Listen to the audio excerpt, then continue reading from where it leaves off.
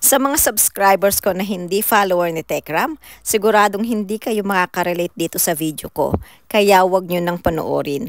Pero sa mga followers ni Tekram na tulad ko, sabayan nyo akong bigyan ng reaction ito. At tingnan natin kung matuturing bang isang fake news peddler itong si Daisy dito sa social media. Okay, pakinggan muna natin yung sinabi ni Daisy sa LS niya. Mr. Wonderful Camping, Ma'am, I'm too busy. But sabihin ko para malaman ng lahat, hindi sumipot sila Ramil sa barangay. Nandun sila ni Dave kasama ang DSWD at mga pulis. Bakit? Natakot sila? Salamat, Ma'am. See you next live. Grabe kung makatawa siya yung binasa niyang balita, hindi niya binerify. Mamaya makikita natin na itong si Daisy ay nagpapakalat ng fake news. Nabasa ko na nasabi na, sorry naman. Ulitin ko po. Sabi ni Sir Wonderful Camping para malaman po ninyo, hindi sumipot sila Ramil sa barangay. Nandun sila Dave kasama ang DSWD at mga pulis. Bakit? Natakot sila? Diba? Salamat, Ma'am. See you next live. Thank you po, Sir Wonderful Camping. Hindi ko sana sasabihin, na-comment. Hindi niya raw sana sasabihin pero na-comment kaya binasa niya. So, ibig sabihin, yung nakarating na balita doon sa commenter ay nakarating na balita rin dito kay Daisy. Pero hindi verified. Pero kine-claim nitong si Daisy na iyon ang totoong nangyari. Nabasa na rin lang naman nila. Binasa ko na rin lang para sa hindi nagbabasa. Or para sa manonood pa ng replay, at least malaman nila na may nasabi po kayo. So, thank you po. Ito yung isa sa dangerous dito sa social media, yung magkakalat ng fake news sa comment section tapos yung channel na may maraming followers nagiging daan para magpakalat ng fake news. Katulad nitong kay Daisy, imagine 17,000 ang nakikinig sa kanya tapos fake news yung napapakinggan. Ay, sinabi ni John hindi dumating si Dave. Nandun po si Kuya Dave, kasama po niya. Pakinggan yung mabuti yung sinasabi niya at i-analyze nyo kung paano niya ito i-deliver. Masasabi kong isa ito si Daisy sa fake news peddler dito sa social media. Dahil kahit hindi siya pa-verified, iyon na ang sinasabi niyang totoong nangyari. Dati nagko-comment pa ako sa LS niya, kaso nung napansin kong dinidelete niya at ng moderator niya yung mga comment kahit maayos naman, hindi nakikita yung opinion ng ibang tao na kahit na maayos naman. Or a member of the DSWD and police po, na sila po yung magiging witness dun sa pag-uusap sana nila ni Tekram. Hindi po sumipot si Tekram. Ayun po, si Sir Wonderful Camping po ang nagsabi dahil may mga tauhan po sila doon na nakakaalam po ng lahat. At yun po yung totoong nangyari. Ang sabi ni Daisy, iyon po ang totoo. Ang tanong, Daisy, binerify mo na ba yan? Kasi parang pinatototohanan mo na ang sinabi sa comment section. Kung iyan ay hindi verified at sinasabi mong iyon ang totoo, so ibig sabihin nagkakalat ka ng fake news dahil kapag iyan ay na-debunk, ibig sabihin sinungaling ka. Huwag po sanang baliktarin, Jun. Yung totoong nangyari, huwag kang ganyan. Be truthful to yourself. Ikaw pa, Daisy, ngayon ang malakas ang loob na magsabi ng be truthful. Yet, hindi mo binerify yung nasa comment section. Huwag mong baliktarin yung nangyari. Kasi kayo po, yung hindi sumipot, nandun po si Dave, may kasama po siya. As your barangay officials po. Ang lakas pa talaga ng loob niya na sabihing ask your barangay. Pero hindi naman niya binerify kung totoo ba yung nasa comment section. O paano ba yan, Daisy? Pumunta si Tekram sa barangay at nagtanong. O eto, pakinggan at panoorin mo, Daisy, dahil dito lalabas na ikaw ay sinungaling at nagpapakalat ng fake news. Kasi sinasabi po nila Tita Daisy kagabi sa live po nila, nagpunta daw po sila, ay, may ano pala dito. Na nagpunta daw po sila dito, sila kuya, sa barangay, kasama po yung mga polis, tsaka po DSWD. Ngayon po, lilinawin natin, kausapin natin yung barangay kung Nandito nga ho sila kahapon. Ang tanong, kung nandito sila kahapon, sana po, nag-text ho sila o tumawag ho sila or tinawagan man lang ho tayo sa barangay Katekram.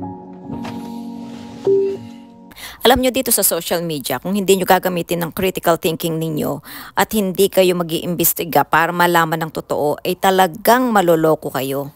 Okay, bago natin ipakita yung pagpunta ni Tekram sa Barangay Mapanike, pakinggan muna natin yung explanation ni Tek Jun. Sabi ni Madam Janice Nuepe, bakit Madam sabi nila di raw sumipot si Dave sa usapan kasi ang gusto nila sa bahay nila maganap ang usapin. Okay. Regarding po doon na bakit daw hindi sumipot si Kuya Dave, kasi yun po yung statement po natin. Meron po tayong video niya na ayaw di lang po natin yan ilalabas, na very clear po ang naging usapan na sila na po ang pupunta kasi nga di ba si Tatay Ram nakailang balik na po doon. At saka dahil may kukunin namang gamit dito, so kaya ang napag-usapan doon para makapag-usapan, makuha nyo na yung gamit nyo para wala nang pabalik-balik. Very clear naman yung usapan nila. So pagkatapos dun sa barangay, dederecho sa bahay ng Manalastas para kolektahin na yung lahat ng gamit ni Dave. At isa pa, kung naandun na sila sa barangay, for sure i-inform ang Manalastas na mayroong tao doon na gustong makipag-usap sa kanila. So, at nabanggit doon na kung ayaw niyo doon sa bahay, doon sa barangay. Clear po yun, tita, at kung sino man yung nag-comment. Na-clarify naman yun na kung ayaw nyo sa bahay, dun po sa barangay. Okay? Move on. I'm sorry to tell you, Madam, who is this? Janice, na ang usapan po nila sa barangay po ng Mapaniki Kandama sila mag-uusap. Updated. So nagpunta po si Dave doon. Oh, very clear yung sinabi ni Daisy sa barangay ng Mapanike. Together with the DSWD and police. Okay? Para doon nila ayusin ang lahat at doon sila mag-usap for legal matters po ang lahat. Idadaan po sa legal na bagay yung pag-uusap po doon. Yung tao galing po ng Maynila, pumunta po sa Mapaniki, Candaba para po pag-usapan ang dapat pag-usapan sana para malagyan na ng tuldok ang lahat. Di po ba? Kaso, hindi naman po sila humarap. Yun. Sa pananalita ni Daisy, siguradong sigurado siya sa sinasabi niya. Pero ito ang tingnan ninyo. Opo. Magandang tanghali po. Sir, pwede yung magtanong, sir? Kahapon daw po, kasi may nagsabi daw po na may naghahanap po sa amin kahapon. Dito? Opo. Na DSWD, tsaka okay lang po may camera. Hindi kaagad pumasok yung cameraman ni Tekram at nagpaalam si Tekram doon sa naka-assign sa barangay bago magpatuloy yung pagvi-video. Pasok ka. Yeah.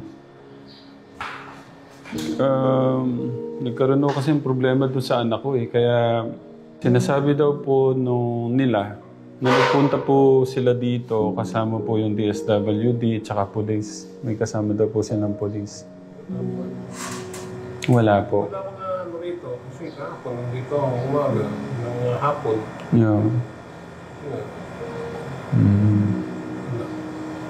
Negative. Opo. So yun, wala namang Katekram.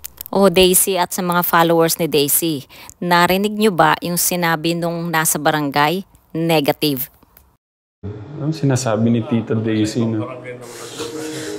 Dito po yung usapin eh. Tsaka dito po kasi alam po nilang taga dito po. Kami. Oo, wala. Oo. Kung sa Candaba man, itatawag po yun dito. Ang tawag dito yan, siyempre kung may problema. Oo. Wala, nag-ano lang.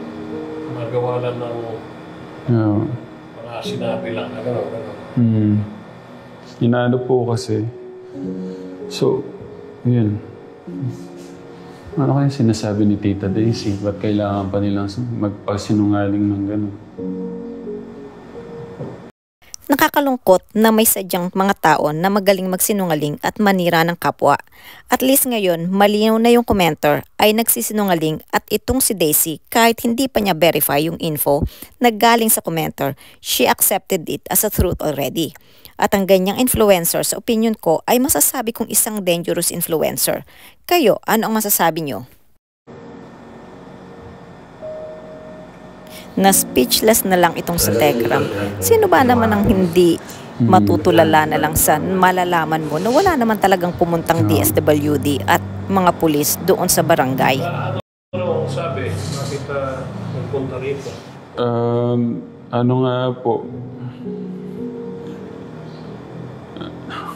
Ang haba ko kasi ng kwento, sir eh. Yung, naalala niyo po yung ano, yung, hindi ko po alam kung kilala niyo po yung adopted namin. Narinig niyo po. Napapanood niyo. Napapanood, so ibig sabihin, may idea na yung sekretary ng barangay. So kung talaga pumunta doon si Dave at kasama ang DSWD at mga pulis, siguradong ipapatawag itong si Tekram. Hindi naman pwedeng magsinungaling itong sekretary ng barangay kung talagang may pumunta doon na taga DSWD at mga pulis. Dahil kung mayroong maipakitang evidence, like for example, nagpicture sila Dave doon kasama ng DSWD at mga pulis, then baka matanggal pa sa trabaho at makasuhan pa itong sekretary ng barangay kung hindi siya magiging truthful sa sinasabi niya. Medyo slight lang, kaya hindi ko masyado. Opo. Hindi ko po. Yung babae, yung sinasabi, nagpunta rito. Opo, na... Yung isa ho sa mga umano sa kanya. Kumuha. Opo. Actually, wala po siya dito eh. Parang kasamahan po nung mga kasama po niyang nagpunta ho dito. Tawagan ko rin yun. Nung nag-lunch ako, may dumating. Yeah.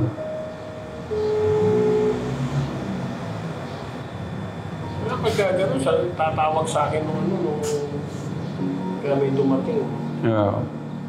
Ang kausap po natin ngayon yung barangay secretary ng Mapanike, si Mr. Justado Bolaon po.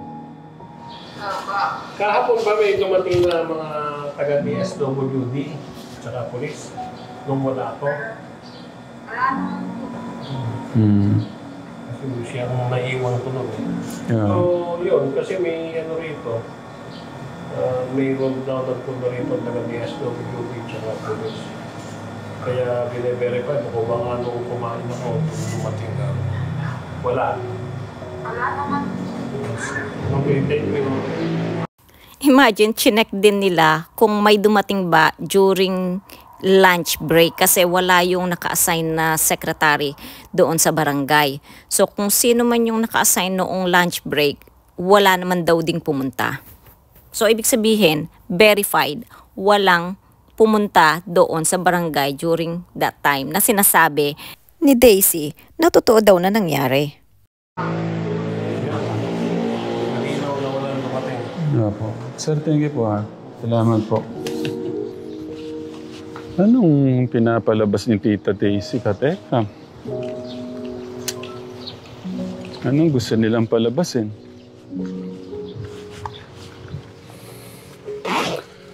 Na-stress na ako, Katekram.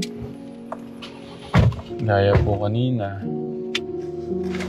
Nasa mission ka pero ano...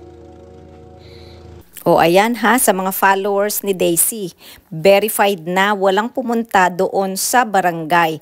Kaya ingat kayo sa mga vlogger na hindi marunong mag-verify at basta-basta na lang tumatanggap ng fake news mula sa commenter. At ingat din kayo sa mga channel na nagbubura ng comment na maaayos na opinyon. Walang problema sa pagbubura ng comment kung ito ay bastos o wala na sa topic. Pero kung ang buburahin ay mga opinyon na maayos naman, pero dahil lang sa taliwas sa narrative nila, abay mag-isip-isip kayo dahil kung isang side lang ang gusto nilang mapakinggan ninyo, brainwashing ang ginagawa nila sa inyo. Anyway, this is Ecclesiastico. Until my next vlog, take care. God bless.